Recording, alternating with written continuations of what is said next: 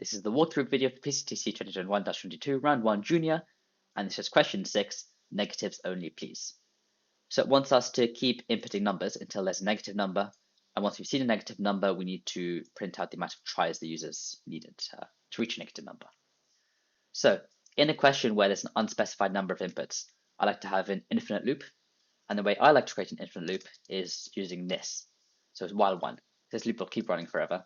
It's the same as saying while true. I just prefer while 1.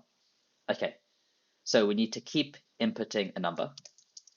Let's do that right now. And this loop will just continue forever until there's a negative number. Then we want to stop the loop. So let's check if the number's below 0, then it's negative. If it's below 0, then what we want to do is we want to exit the loop because that's the input done. We don't want any more inputs. The program should be finished. Let's break out of the loop. And we also want to print this to the screen. So we need to keep track of the amount of times the user has entered a number.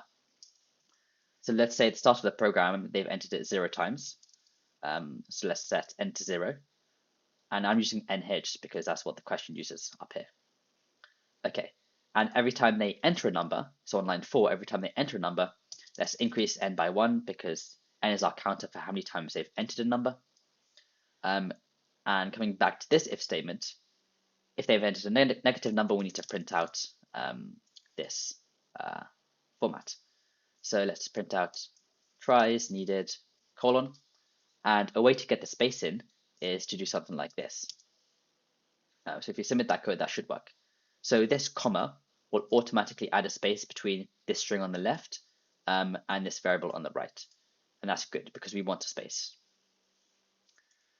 And perfect, this works.